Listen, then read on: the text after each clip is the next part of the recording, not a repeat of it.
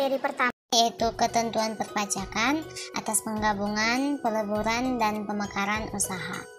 Ketentuan perpajakan untuk penggabungan dan peleburan usaha diatur dengan Peraturan Menteri Keuangan Nomor 43 PMK 03 2008 tentang penggunaan nilai buku atas pengalihan harta dalam rangka penggabungan, peleburan, dan pemekaran usaha. Peraturan Dirjen Pajak Nomor 28 PJ 2008 gunakan nilai buku fiskal dalam merger dan konsolidasi harus memperoleh persetujuan terlebih dahulu dari Direktorat Jenderal Pajak. Apabila wajib pajak tidak memperoleh persetujuan atau tidak mengajukan permohonan untuk menggunakan nilai buku, maka wajib pajak harus menggunakan nilai pasar. Penggunaan nilai pasar.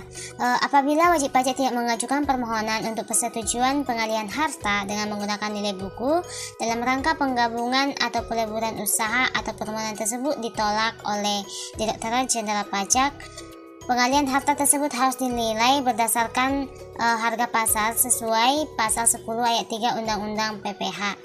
Nilai perolehan atas pengalihan harta yang dialihkan dalam rangka likuidasi penggabungan, peleburan, pemekaran, pemecatan, atau pengambil alihan usaha adalah jumlah yang seharusnya dikeluarkan atau diterima berdasarkan harga pasar, kecuali ditetapkan oleh Menteri Keuangan. Penggunaan nilai pasar akan berakibat konsekuensi perpajakan, yaitu yang pertama itu pajak penghasilan.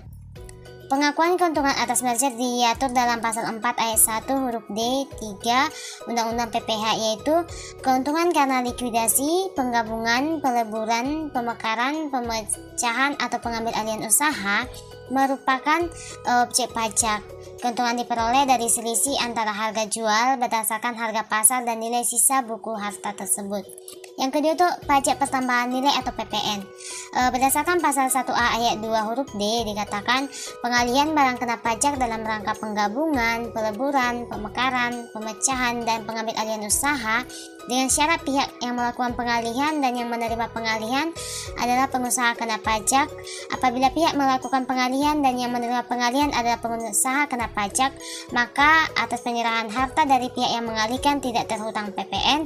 Akan tetapi jika pihak yang menerima bukan PKP sedangkan pihak yang mengalihkan adalah PKP, maka pihak yang mengalihkan wajib memungut PPN atas harta yang dialihkan dengan dasar pengenaan pajak sebesar harga pasar. Yang berikutnya itu ada BPHTB, yaitu biaya perolehan hak atas tanah dan bangunan. Berdasarkan sebagaimana yang dimaksud dalam Undang-Undang Nomor 20 Tahun 2000 Pasal 5, bahwa pihak yang menerima pengalihan hak atas tanah bangunan akan terhutang BPHTB dengan tarif sebesar 5% dari nilai perolehan objek pajak kena pajak. Untuk pembahasan selanjutnya yaitu mengenai akuntansi pajak atas penggabungan. Menurut PSAK 22, penggabungan usaha atau business combination adalah penyatuan dua atau lebih perusahaan yang terpisah menjadi satu entitas ekonomi karena satu perusahaan menyatu dengan perusahaan lain atau memperoleh kendali atas aktiva dan operasi perusahaan lain. Nah, penggabungan disebut juga dengan merger, yaitu proses penggabungan dua perusahaan menjadi satu perusahaan di mana salah satu perusahaan tetap berdiri dan yang lainnya dibubarkan. Segala harta dan kewajiban dari perusahaan yang dibubarkan dialihkan ke perusahaan yang tetap berdiri. Adapun gambar dalam hal ini menunjukkan bahwa dimisalkan PT A dan PT B melakukan penggabungan dengan kesepakatan bahwa perusahaan yang tetap eksis adalah PT A dan PT B dibubarkan. Adapun selanjutnya alasan penggabungan usaha ini yaitu menurut Birigram dan Houston 2001 menyebutkan adanya motif yang terkait dengan dilakukannya merger oleh suatu perusahaan, yaitu yang pertama sinergi. Sinergi ini yang merupakan kondisi di mana nilai keseluruhan lebih besar daripada hasil perjumlahan bagian-bagiannya. Selanjutnya pertimbangan pajak. Dalam hal ini, merger dapat dipilih untuk meminimalkan pajak dan menggunakan pajak yang berlebih dan mengurangi laba kena pajak. Selanjutnya yaitu pembelian aktiva di bawah nilai penggantinya. Selanjutnya ada diversifikasi, dan yang terakhir yaitu mendapatkan pengendalian atas perusahaan yang lebih besar. Selanjutnya yaitu ada pun macam-macam penggabungan usaha. di mana yang pertama merger. Merger ini adalah penggabungan badan usaha dengan cara mengambil alih secara langsung kekayaan bersih atau net asset satu atau lebih perusahaan oleh perusahaan lain. Nah, perusahaan yang mengambil alih kekayaan bersih perusahaan lain tetap mempertahankan identitasnya dan melanjutkan usaha sebagai satu kesatuan ekonomi yang lebih besar. Sedangkan perusahaan yang kekayaan bersihnya diambil alih, dibubarkan dan kehilangan identitasnya. Yang kedua ada akuisisi. Akuisisi ini adalah penggabungan dua atau lebih perusahaan dengan cara menguasai posisi kontrol terhadap perusahaan lain. Posisi kontrol ini diperoleh dengan jalan menguasai sebagian besar atau lebih dari 50% saham perusahaan lain. Yang selanjutnya yaitu ada konsolidasi.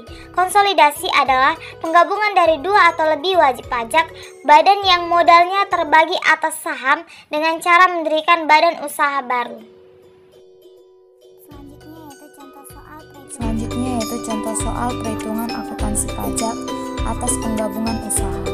Pada tanggal 1 Januari 2005, PT Sudimara membeli semua aset dan kewajiban PT Bintaro Indah dalam satu merger dengan mengeluarkan 10.000 lembar saham PT Baik-Baik Saja dengan nilai nominal senilai 100.000 saham. Yang dikeluarkan tersebut mempunyai nilai pasar senilai 6 miliar. PT Sudimara mengeluarkan legal expense dan appraisal expense sebesar 400 juta rupiah sehubungan dengan merger dan biaya pengeluaran saham sebesar 250 juta rupiah. Total harga beli saham sama dengan nilai saham yang dikeluarkan PT Sudimara ditambah biaya tambahan yang terjadi sehubungan dengan merger aset. Harga perolehan dapat dihitung. Nilai wajar saham yang dikeluarkan senilai 6 miliar. Untuk biaya merger lainnya senilai 400 juta rupiah, maka total harga perolehan yaitu senilai 6 miliar 400 juta. Saham yang dikeluarkan oleh PT Sudimara untuk melakukan merger dinilai pada nilai wajar dikurangi dengan biaya pengeluaran saham. Nilai wajar saham yang dikeluarkan yaitu senilai 6 miliar, biaya pengeluaran saham senilai 250 juta, maka diperoleh nilai tercatat saham yaitu senilai 5 miliar 750 juta. Nilai tercatat saham yaitu diperoleh dari nilai wajar saham yang dikeluarkan dikurang dengan biaya pengeluaran saham. Selanjutnya perbandingan nilai buku dengan nilai wajar PT Bintaro pada saat merger sebagai berikut. Di mana untuk akun aset, kas dan piutang untuk nilai buku 450 juta rupiah, untuk nilai wajar 450 juta rupiah. Persediaan untuk nilai buku 650 juta rupiah, untuk nilai wajar 750 juta rupiah. Untuk tanah, nilai buku senilai 400 juta rupiah, untuk nilai wajar 700 juta rupiah. Untuk bangunan dan peralatan, nilai buku senilai 2 miliar 500 juta, untuk nilai wajar 3 miliar 500 juta. Untuk paten, untuk nilai wajar diperoleh senilai 800 juta rupiah. Maka total aset untuk nilai buku yaitu senilai 4 miliar, untuk nilai wajar yaitu senilai 6 miliar 200 juta rupiah. Untuk akun kewajiban dan ekuitas, kewajiban lancar untuk nilai buku 1 miliar, untuk nilai wajar 1 miliar 100 juta rupiah. Saham biasa untuk nilai buku 1 miliar, untuk tambahan modal disetor yaitu senilai 500 juta rupiah, untuk laba ditahan 1 miliar 500 juta rupiah. Maka total kewajiban dan ekuitas untuk nilai buku diperoleh 4 juta rupiah, untuk nilai wajar diperoleh 1 miliar 100 juta. Di nilai wajar aset bersih yaitu totalnya senilai 5 miliar 100 juta, itu diperoleh dari total aset yang senilai 6 miliar 200 juta dikurang dengan total kewajiban dan ekuitas senilai 1 miliar 100 juta, maka diperoleh nilai wajar aset bersihnya itu senilai 5 miliar 100 juta rupiah. Goodwill yang timbul senilai 6 miliar 400 juta dikurang 5 miliar 100 juta, maka totalnya itu senilai 1.300.000.000. Itu diperoleh dari harga diperoleh yang sudah didapatkan tadi dikurangi dengan nilai wajar aset bersih, maka didapatlah hasilnya yaitu senilai 1.300.000.000. Selisih antara nilai tercatat saham dan nilai nominal saham yang diterbitkan dicatat sebagai tambahan modal atau paid in capital. Nilai tercatat yang diterbitkan senilai 5.750.000.000. Nilai nominal saham yang diterbitkan 100.000 dikali 10.000, maka didapat hasilnya senilai 1 miliar. Diperolehlah tambahan modal di setor yaitu senilai 4.750.000.000. Jurnal yang diperlukan PT Sudimara, di mana untuk akun debit kas dan piutang senilai 450 juta, untuk persediaan 750 juta, untuk tanah 700 juta, untuk bangunan dan peralatan 350 juta, untuk paten 800 juta, untuk goodwill 1.300.000.000.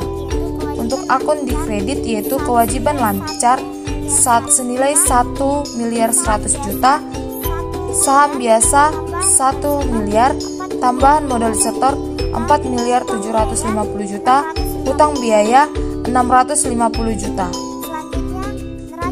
Selanjutnya, neraca PT Sudimara sebelum merger.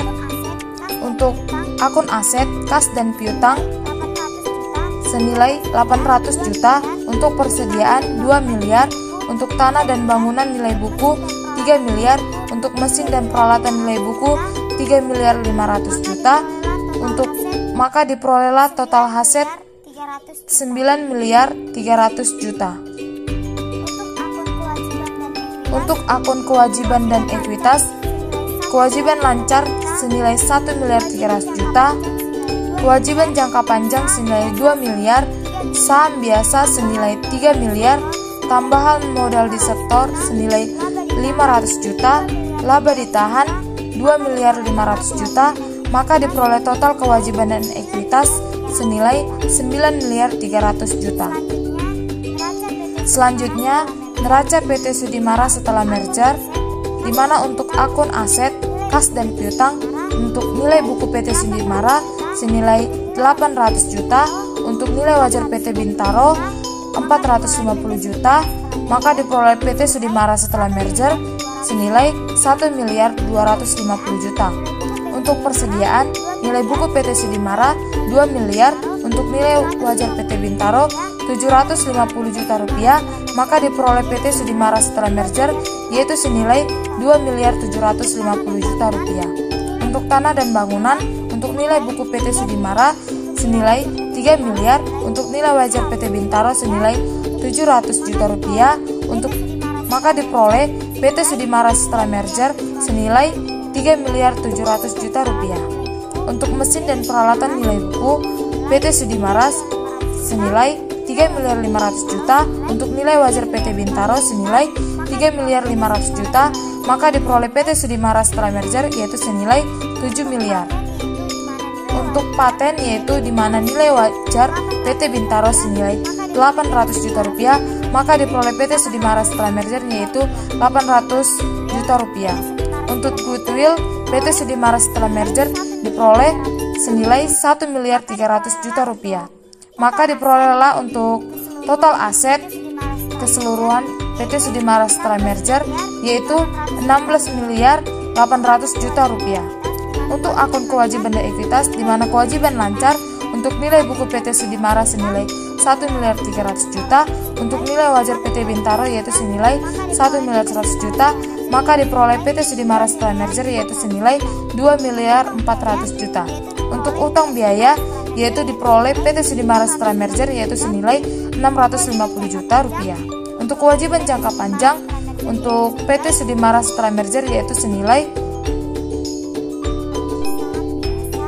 untuk saham biasa sebelum merger itu memiliki saham biasa senilai 3 miliar, maka ketika ingin melakukan merger ia mengeluarkan 10 lembar saham dengan nilai nominal 100.000.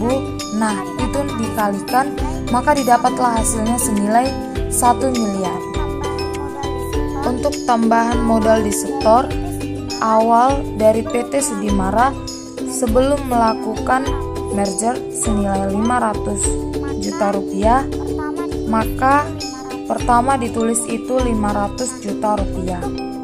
Nah, untuk 4.750.000.000 juta diperoleh dari nilai tercatat yang diterbitkan, yaitu senilai 5.750.000.000 juta dikurang dengan nilai nominal saham yang diterbitkan, maka tambahan modal disetor setelah melakukan merger yaitu senilai 4.750.000.000 juta rupiah. Untuk laba ditahan yaitu senilai 2.500.000.000 juta rupiah. Maka diperolehlah untuk total kewajiban dan ekuitasnya yaitu senilai 16.800.000.000 juta rupiah. Selanjutnya, untuk ketentuan perpajakan atas penggabungan usaha, di mana yang pertama pajak penghasilan, mengambil contoh pada kasus merger PT Sudimara dengan PT Bintaro. Dalam kasus ini, PT Bintaro sebagai wajib pajak yang mengalihkan aset atau transfer company, PT Bintaro akan menghitung laba pengalihan harta karena penggabungan. Aset yang dialihkan untuk kas dan piutang nilai buku yaitu senilai 450 juta rupiah, untuk nilai wajar 450 juta rupiah. Maka untuk laba penggabungan tidak ada karena nilai buku dan nilai wajar itu sama. Untuk persediaan, nilai bukunya itu senilai 650 juta, untuk nilai wajar 750 juta, maka diperoleh laba penggabungan yaitu senilai 100 juta. Untuk tanah, nilai buku senilai 400 juta, untuk nilai wajar senilai 700 juta, maka diperoleh laba penggabungan yaitu senilai 300 juta. Untuk bangunan dan peralatan, nilai buku senilai 2.500.000.000 juta, untuk nilai wajar 3.500.000.000 juta, maka diperoleh laba penggabungan yaitu senilai 1 miliar. Untuk paten, untuk nilai wajar yaitu senilai 800 juta, maka diperoleh laba penggabungan yaitu senilai 800 juta. Maka diperolehlah total untuk nilai buku yaitu senilai 4 miliar, untuk nilai wajar senilai 6.200.000.000 juta. Untuk laba penggabungan yaitu diperoleh 2.200.000.000 juta.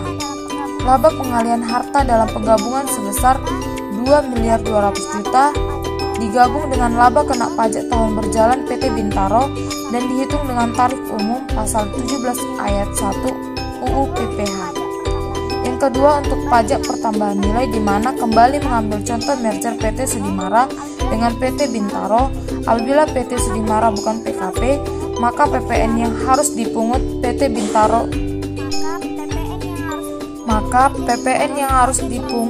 Bintaro sebagai transfer company adalah di mana aset yang dialihkan untuk persediaan DPP-nya senilai 750 juta, untuk PPN senilai 75 juta, untuk tanah DPP senilai 700 juta, untuk PPN 70 juta, untuk bangunan dan peralatan untuk DPP senilai 3.500.000.000 juta, untuk PPN senilai 350 juta. Maka diperolehlah untuk total DPP yaitu senilai 4.950.000.000 juta, untuk PPN yaitu senilai 495 juta rupiah. Selanjutnya akuntansi pajak atas peleburan usaha. Salah satu penggabungan usaha yaitu peleburan usaha dibahas dalam Keputusan Menteri Keuangan Nomor 422 KMK.041998. Penggabungan usaha adalah penggabungan dari dua badan usaha atau lebih dengan cara tetap mempertahankan berdirinya salah satu badan usaha dan melikuidasi badan usaha lainnya yang bergabung. Peleburan usaha adalah penggabungan dari dua atau lebih badan usaha dengan cara mendirikan badan usaha baru dan melikuidasi badan-badan usaha yang bergabung tersebut.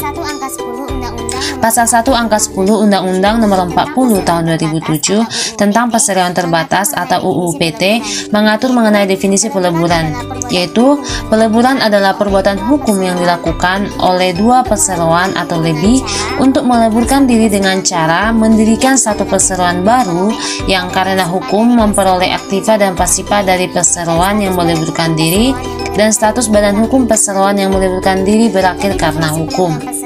Dari definisi peleburan perseroan terbatas atau perseroan sebagaimana tersebut di atas, maka dapat disimpulkan bahwa perseroan yang meleburkan diri berakhir karena hukum, dan menurut pasal 122 ayat 2 UU PT bahwa berakhirnya perseroan tersebut terjadi tanpa dilakukan likuidasi terlebih dahulu. Waktu pengakhiran dari perseroan yang meleburkan diri terhitung bubar sejak tanggal akte pendirian personal hasil peleburan disahkan oleh Menteri. Dari gambar di atas, misalkan PTA dan PTB melebur menjadi PTC. Setelah semua harta dialihkan ke PTC, maka PTA dan PTB dibubarkan. Dalam hal ini, PTC merupakan perusahaan yang baru didirikan, bukan perusahaan yang sudah eksis sebelumnya. Harta dari PTA dan PTB yang dialihkan ke PTC dinilai dengan harga pasar wajarnya. Apabila ada keuntungan dari pengalihan tersebut menurut Undang-Undang PPH, maka yang dikenakan pajak adalah PTA dan PTB sesuai dengan porsinya masing-masing. Pasal 122 ayat 3 UU PT menyebutkan pada pokoknya bahwa dalam hal berakhirnya perseroan yang terjadi tanpa dilakukan likuidasi terlebih dahulu, maka akan berakibat pada yang pertama, aktiva dan pasifa perseroan yang meleburkan diri beralih karena hukum kepada perseroan yang menerima perseroan hasil peleburan. Yang kedua, pemegang saham perseroan yang meleburkan diri karena hukum menjadi pemegang saham perseroan yang menerima perseroan hasil peleburan. Dan yang terakhir, perseroan yang meleburkan diri berakhir karena hukum terhitung sejak tanggal peleburan mulai berlaku. Materi selanjutnya, tahapan dalam pelaksanaan peleburan. Berikut ini ada tahapan yang harus dilaksanakan perseroan yang akan melakukan peleburan. Yang pertama itu ada rancangan peleburan. Direksi perseroan yang akan meleburkan diri harus menyusun rancangan peleburan. Hal tersebut sesuai dengan pasal 123 ayat 1 UU PT. Yang kedua, persetujuan RUPS. Rancangan peleburan setelah mendapat persetujuan Dewan Komisaris dari setiap perseroan diajukan kepada rapat umum pemegang saham masing-masing untuk mendapat persetujuan. Keputusan RUPS ini mengenai peleburan sah menjadi apabila diambil sesuai dengan ketentuan 87 ayat 1 dan pasal 89 UU PT, yaitu berdasarkan musyawarah untuk mufakat dan disetujui paling sedikit 3/4 bagian dari jumlah suara yang dikeluarkan, kecuali anggaran dasar menentukan quorum kehadiran atau ketentuan RUPS yang lebih besar. Bagi perseroan tertentu yang akan melakukan peleburan, selain berlaku ketentuan dalam UU PT, perlu mendapat persetujuan terlebih dahulu dari instansi terkait dengan peraturan perundang-undangan. Yang ketiga itu pengumuman ringkasan rancangan. Selanjutnya pasal 127 ayat 2 mengatur bahwa direksi wajib mengumumkan ringkasan rancangan paling sedikit dalam satu surat kabar dan mengumumkan secara tertulis kepada karyawan dan perseroan yang akan melakukan peleburan dalam jangka waktu paling lambat 30 hari sebelum pemanggilan RUPS. Pengumuman sebagaimana dimaksud tersebut memuat juga pemberitahuan bahwa pihak yang berkepentingan dapat memperoleh rancangan peleburan tersebut di kantor perseroan terhitung sejak tanggal pengumuman sampai tanggal RUPS diselenggarakan. Yang keempat itu pengajuan keberatan kreditor. Kreditor dapat mengajukan keberatan kepada perseroan dalam jangka waktu paling lambat 14 hari setelah pengumuman peleburan sesuai dengan rancangan tersebut. Apabila dalam jangka waktu tersebut kreditor tidak mengajukan keberatan, kreditor dianggap menyetujui peleburan tersebut. Jika keberatan kreditor sampai dengan tanggal diselenggarakan RUPS tidak dapat diselesaikan oleh direksi, keberatan tersebut harus disampaikan dalam RUPS guna mendapat penyelesaian. Selama masa penyelesaian belum tercapai, peleburan tidak dapat dilaksanakan. Yang kelima itu pembuatan akte peleburan di hadapan notaris. Menurut pasal 128 ayat 1 menyatakan, rancangan peleburan yang telah disetujui RUPS dituangkan ke dalam akte peleburan yang dibuat di hadapan notaris dalam bahasa Indonesia. Akte peleburan tersebut menjadi dasar pembuatan akte pendirian perseroan hasil peleburan. Yang keenam itu permohonan kepada Menteri. Salinan akta peleburan dilampirkan pada pengajuan permohonan untuk mendapatkan keputusan Menteri mengenai pengesahan Badan Hukum Perseroan hasil peleburan. Dan yang terakhir, pengumuman hasil peleburan. Menurut pasal 133 ayat 1 UU PT, Direksi Perseroan yang menerima perseroan hasil peleburan wajib mengumumkan hasil peleburan dalam satu surat kabar atau lebih dalam jangka waktu paling lambat 30 hari terhitung sejak tanggal berlakunya peleburan. Selanjutnya contoh perhitungan peleburan usaha. Dari contoh PT Sudirman dan PT Bintaro sebelumnya, kedua pengurus dan pemegang saham sepakat untuk melebur menjadi PT Ceger. Setelah peleburan, PT Ceger menerbitkan menjadi 20.000 lembar saham, di mana harga per lembarnya itu 500.000. Harga pasar per lembarnya di pasar 750.000. Biaya yang dikeluarkan dalam rangka konsolidasi senilai 400 juta rupiah dan biaya yang dikeluarkan dalam rangka penerbitan saham 250 juta rupiah. Di sini ada perbandingan nilai buku dan nilai wajar PT Sudimara pada saat peleburan, yaitu untuk aset kas dan piutang itu nilai bukunya 800 juta rupiah dan nilai wajarnya juga 800 juta rupiah. Untuk persediaan nilai bukunya 2 miliar, nilai wajarnya 2 miliar 500 juta rupiah. Untuk tanah dan bangunan nilai bukunya 3 miliar, nilai wajarnya 4 miliar 500 juta rupiah. Untuk mesin dan peralatan nilai bukunya 3 miliar 500 juta dan nilai wajarnya 3 miliar 800 juta. Maka total aset dinilai buku senilai 9 miliar 300 juta dan nilai wajarnya 11 miliar 600 juta. Untuk akun kewajiban dan ekuitas, kewajiban lancar dinilai buku 1 miliar 300 juta, dinilai wajar juga 1 miliar 300 juta. Untuk kewajiban jangka panjangnya dinilai buku 2 miliar, dinilai wajar juga 2 miliar. Untuk saham biasanya 3 miliar, tambahan modal disetornya 500 juta, laba ditahannya 2 miliar 500 juta. Maka total kewajiban dan ekuitas itu dinilai buku 9 miliar 300 juta dan dinilai wajar 3 miliar 300 juta. Jadi nilai aset bersihnya dari yaitu senilai 8 miliar 300 juta rupiah, di mana itu diperoleh dari pengurangan total aset dan total kewajiban, yaitu 11 miliar 600 juta dikurangi dengan kewajiban dan ekuitasnya tadi 3 miliar 300 juta, maka diperoleh nilai aset bersihnya 8 miliar 300 juta rupiah. Nilai wajar aset bersih kedua entitas yang bergabung di PT Sudimara itu tadi kan 8 miliar 300 juta. Untuk PT Bintaro 5 miliar 100 juta rupiah. Itu tadi sudah dihitung pada penggabungan usaha.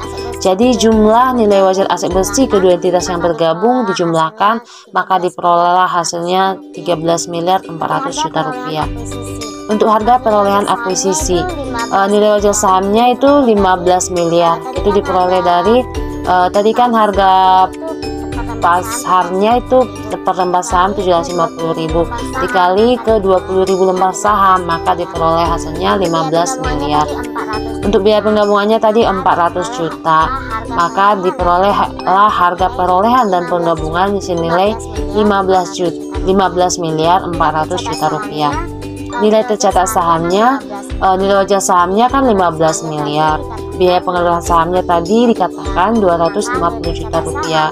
Maka nilai tercatat saham senilai 14 miliar 750.000.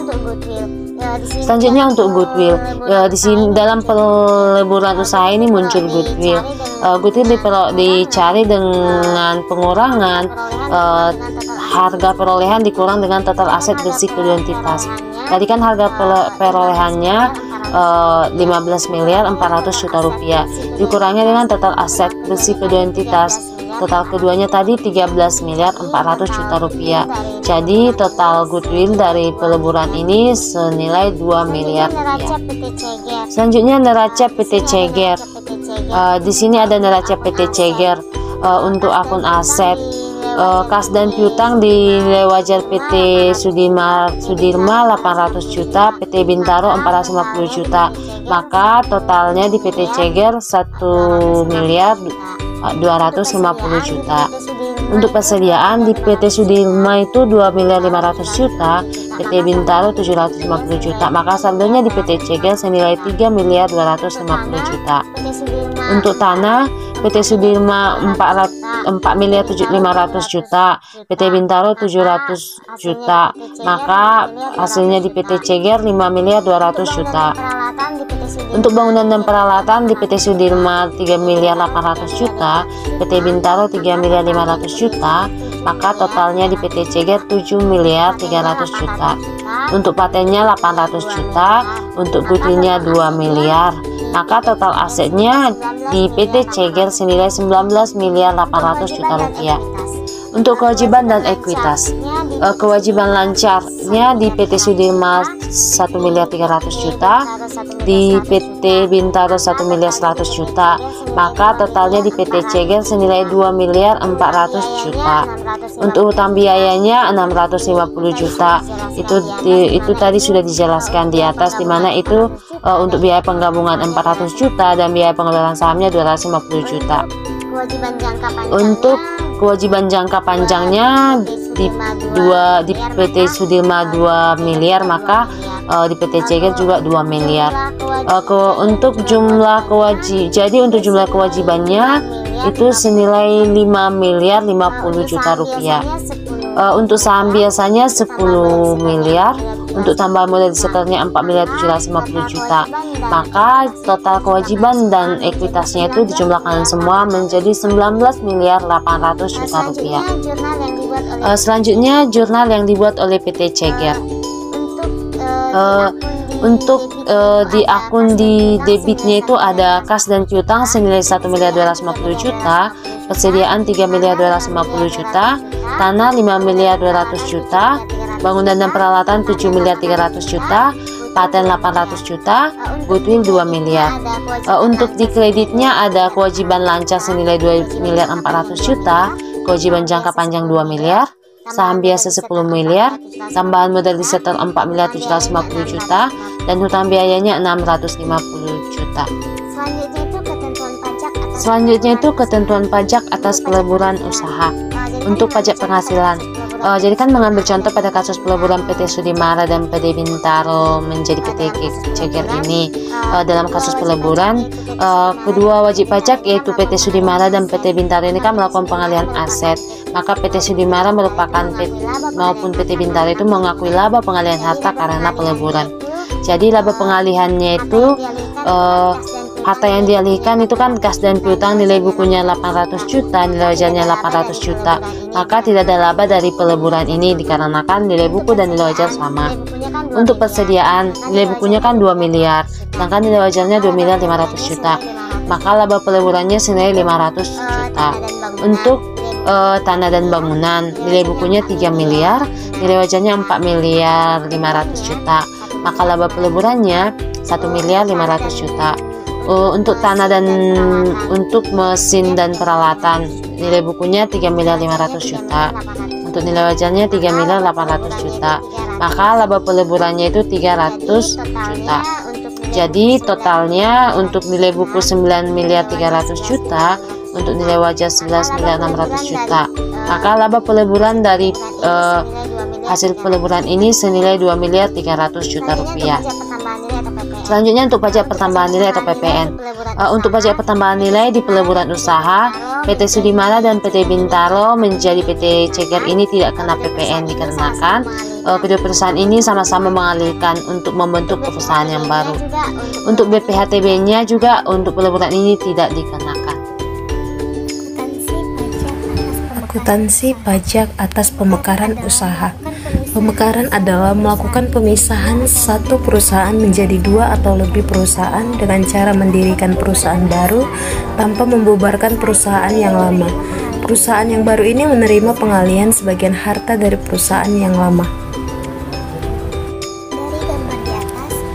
Dari gambar di atas, misalkan PTA melakukan pemekaran menjadi PTA dan PTB. Sebagian harta PTA dialihkan menjadi harta PTB. Nilai harta yang dialihkan tersebut dicatat sebesar harga pasar wajar. Apabila ada keuntungan dari pengalihan tersebut menurut UU PPH, maka yang dikenakan pajak adalah PTA. PMK mengenai penggunaan nilai buku dalam pemekaran usaha. Peraturan Menteri Keuangan mengenai penggunaan nilai buku untuk pemekaran usaha adalah pemekaran usaha yang dapat menggunakan nilai buku, yaitu terdapat dalam pasal 1 ayat 5 PMK 56/2021. Yang pertama, pemisahan usaha 1, wajib pajak badan dalam negeri yang modalnya terbagi atas saham menjadi 2, wajib pajak badan dalam negeri atau lebih dengan cara mendirikan badan usaha baru dan mengalihkan sebagian harta dan kewajiban kepada badan usaha baru tersebut, yang dilakukan tanpa melakukan likuidasi badan usaha yang lama. Yang kedua, pemisahan usaha 1, wajib pajak badan dalam negeri yang modalnya terbagi atas saham dengan cara mengalihkan sebagian harta dan kewajiban kepada satu atau lebih wajib pajak badan dalam negeri yang modalnya terbagi atas saham, yang dilakukan tanpa membentuk badan usaha baru dan tanpa melakukan likuidasi badan usaha yang lama. Yang ketiga, suatu rangkaian tindakan untuk melakukan pemisahan usaha 2 atau lebih wajib pajak badan dalam negeri yang modalnya terbagi atas saham dengan cara mengalihkan sebagian harta dan kewajiban dari usaha yang dipisahkan dan menggabungkan usaha yang dipisahkan tersebut kepada satu badan usaha tanpa melakukan likuidasi badan usaha yang lama. Wajib pajak yang dapat menggunakan nilai buku dalam rangka pemekaran usaha sebagaimana dimaksud pada ayat 5 huruf A, yaitu yang pertama, wajib pajak yang belum go publik, yang kedua, wajib pajak yang telah go publik, yang ketiga, wajib pajak badan, yang keempat, wajib pajak badan dalam negeri, yang kelima, wajib pajak badan usaha milik negara. Wajib pajak yang dapat menggunakan nilai buku dalam rangka pemekaran usaha sebagaimana dimaksud pada ayat 5 huruf B dan huruf C, yaitu yang pertama, wajib pajak badan usaha milik negara, yang kedua, wajib pajak badan yang melakukan pemisahan usaha. Wajib pajak yang melakukan pemekaran usaha dalam rangka IPO wajib memenuhi persyaratan sebagai berikut apabila ingin menggunakan nilai buku sebagai nilai pengalihannya. Yang pertama, mengajukan permohonan kepada Direktur Jenderal Pajak dan melampirkan alasan dan tujuan melakukan merger dan pemekaran usaha. Yang kedua, melunasi seluruh utang pajak dari tiap badan usaha yang terkait. Dan yang ketiga, memenuhi persyaratan tujuan bisnis atau business purpose test. Wajib pajak yang menerima pengalihan harta mencatat nilai perolehan harta tersebut sesuai dengan nilai sisa buku sebagaimana tercantum dalam pembukuan pihak atau pihak-pihak yang mengalihkan. Wajib pajak yang melakukan pemekaran usaha yang akan menjual sahamnya di Bursa Efek selambat-lambatnya dalam jangka waktu 1 tahun setelah memperoleh persetujuan dari Direktur Jenderal Pajak untuk melakukan pemekaran usaha dengan menggunakan nilai buku, harus telah mengajukan pernyataan pendaftaran kepada Badan Pengawas Pasar Modal, Lembaga Keuangan atau BPAPAM LK dalam rangka penawaran umum perdana atau initial public offering, dan persyaratan pendaftaran tersebut telah menjadi efektif. Contoh perhitungan pemekaran usaha. PT Sudirama akan mengalihkan sebagian aset dan kewajiban untuk mendirikan perusahaan baru dan memperoleh saham PT Ulu Jami atau perusahaan baru sebanyak 2.500 lembar kali harga satuannya yaitu 1 juta. Neraca PT Sudirama sebelum mengalihkan aset dan kewajibannya adalah sebagai berikut. Akun dan piutang nilai buku sebesar 800 juta, persediaan nilai buku sebesar 2 miliar, tanah dan bangunan nilai buku sebesar 3 miliar, mesin dan peralatan nilai buku sebesar 3 miliar 500 juta. Maka total aset yaitu sebesar 9 miliar 300 juta rupiah. Kewajiban dan ekuitas. Kewajiban lancar sebesar 1 miliar 300 juta, kewajiban jangka panjang sebesar 2 miliar, saham biasa sebesar 3 miliar, tambahan modal disetor sebesar 500 juta, laba ditahan sebesar 2 miliar 500 juta. Maka total kewajiban dan ekuitas yaitu sebesar 9 miliar 300 juta. Nilai buku dan nilai wajar aset bersih yang akan dialihkan sebagai berikut. Aset dan kewajiban yang dialihkan. Yang pertama, akun dan piutang. nilai buku yang dilakukan sebesar 100 juta, nilai wajar yang dialihkan sebesar 100 juta. Persediaan, nilai buku yang dialihkan sebesar 500 juta, nilai wajar yang dialihkan sebesar 600 juta. Tanah dan bangunan, nilai buku yang dialihkan sebesar 1.500.000.000 juta, nilai wajar yang dialihkan sebesar 2 miliar. Mesin dan peralatan, nilai buku yang dialihkan sebesar 600 juta, nilai wajar yang dialihkan sebesar 700 juta. Maka total aset dari nilai buku yang dialihkan yaitu sebesar 2.700.000.000 juta. Nilai wajar yang dialihkan yaitu sebesar 3.400.000.000 juta.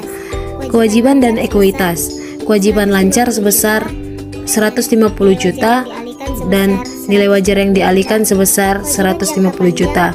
Kewajiban jangka panjang, nilai buku yang dialihkan sebesar 500 juta, nilai wajar yang dialihkan sebesar 500 juta. Total kewajiban yaitu nilai buku yang dialihkan sebesar 650 juta, nilai wajar yang dialihkan yaitu sebesar 650 juta. Maka nilai aset bersih yaitu nilai buku yang dialihkan sebesar 2.050.000 juta, nilai wajar yang dialihkan yaitu sebesar 2.750.000 juta. Biaya langsung yang dikeluarkan PT Sudirama dalam rangka pengalihan aset dan kewajibannya yaitu sebesar 200 juta rupiah. Maka harga perolehan saham perusahaan baru yaitu nilai wajar aset bersih sama dengan sebesar 2.750.000 juta, biaya langsung sebesar 200 juta. Maka harga perolehan saham yaitu sebesar 2.950.000 juta rupiah. Jurnal yang disusun PT Sudimara yaitu akun investasi dalam saham didebit sebesar 2.950.000 juta, kewajiban lancar didebit sebesar 150 juta, kewajiban jangka panjang didebit sebesar 500 juta. Kas dan piutang dikredit sebesar 100 juta, persediaan dikredit sebesar 500 juta, tanah dan bangunan dikredit sebesar 1.500.000 juta, mesin dan peralatan sebesar 600 juta, biaya yang harus dibayar dikredit sebesar 200 juta, keuntungan pengalihan aset bersih dikredit yaitu sebesar 700 juta rupiah. Ketentuan perpajakan atas pemekaran usaha. Yang pertama, pajak penghasilan. Dari contoh pemekaran PT Sudimara di atas, laba atas pengalihan harta secara fiskal diakui sebesar harta yang dialihkan yaitu kas dan piutang, nilai buku yang dialihkan yaitu sebesar 100 juta, nilai wajar yang dialihkan sebesar 100 juta, maka keuntungan pengalihan tidak ada.